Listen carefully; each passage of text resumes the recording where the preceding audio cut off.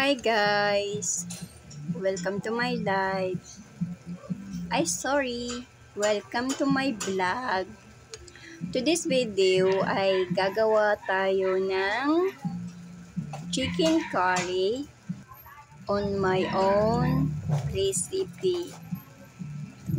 Naway magustuhan ninyo dahil ito ay madali lang lutuin. Bukod sa madali, matipid pa. So here we are.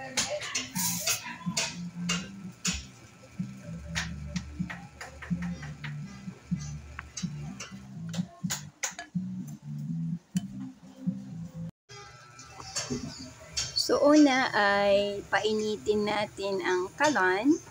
Tapos lagyan natin kung anong kaldero ang lulutuan natin. Pero wag ako kasi universal uses ang microwave all purposes na din itong microwave na gamit ko, all kaldero ko. Pwede siya pang init ng tubig, or dyan din ako nagpiprito, or dyan din ako nagluluto ng kanin, all purposes. So una ay kasi chicken curry nga, so gagamitan ko siya ng gata ng niyog as my own recipe nga. So yun, naglagay ako ng kalahating baso ng gata ng niyog. Pure gata po siya. Tapos dagdagan ko lang siya ng tubig. Tapos painitin. Hintayin na magbukal siya, guys.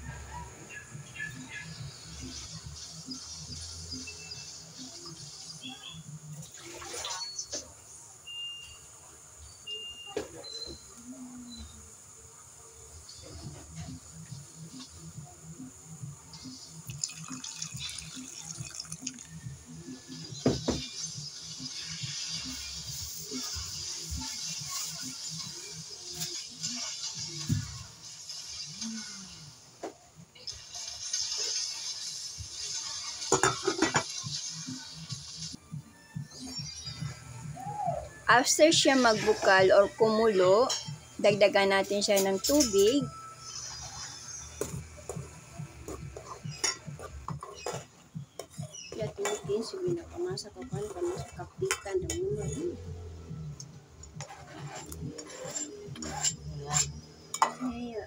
Pwede mo man ng kalahating baso. Tapos, ilagay na natin yung mga sangkap according to use. Ako naman is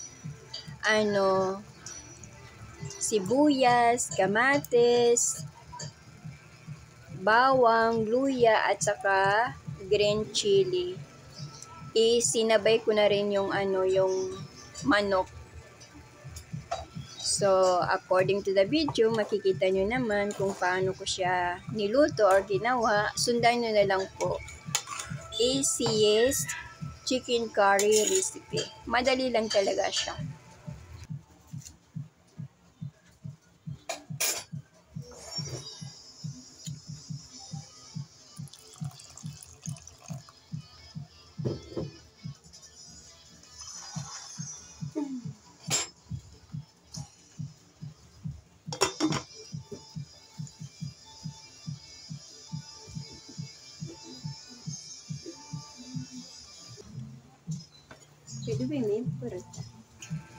So, hayaan lang siya ng kumulo or lutuin lang siya ng nasa 10 to 15 minutes. Hayaan lang hanggang sa makuha mo yung ng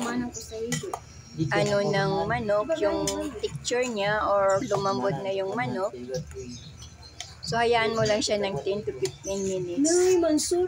Tapos takpan. Sa kabaso ba ito pati na ito, di makakuha na. Pwede pa na, napitan na mo. Katuntan na. Magila sa video lunta. So, after that, nilagay ko na yung gulay. Ang gulay na ginamit ko is sayote. So, pagkalagay mo ng gulay na sayote, haluin mo lang siya. Lulutuin mo naman ng nasa 5 to 10 minutes lang. Depende sa sa sayote. Madali siya lumambot kasi may talaga na sayote na hindi madali lumambot. So, hayaan mo lang hanggang lumambot yung sayote.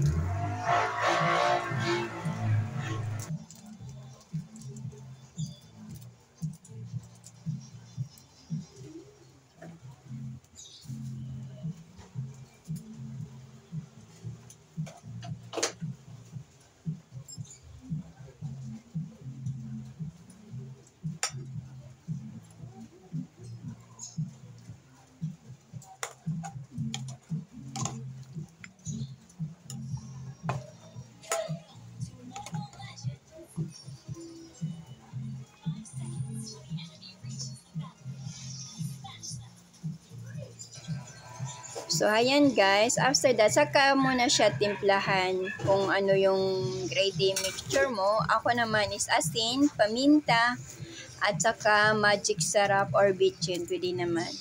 So, after that, hintay mo na yung nasa 10 to 15 minutes uli. Hayaan kumulo. Tapos, ayun, luto na. Salamat for watching. And sana huwag niyong kalimutan mag-subscribe, pa-like na rin, pa-share na rin, at paki-pindot po ang bell button para sa sunod na vlog ko ay ma-updated po kayo. Salamat ng marami. Tokwa.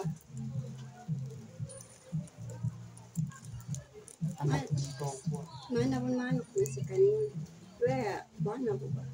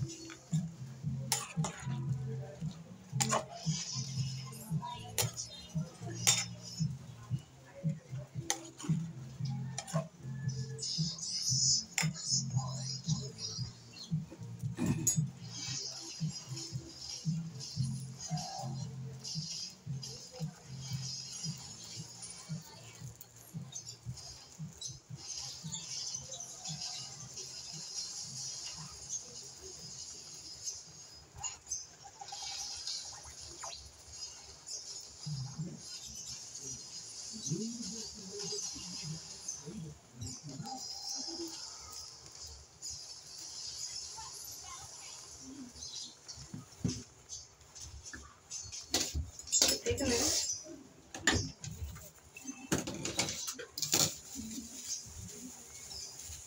Nagkaklasuri na. Kaklasura? Lapitan na agad. Ano yung kanatuaw na sa kulang po ni Sony.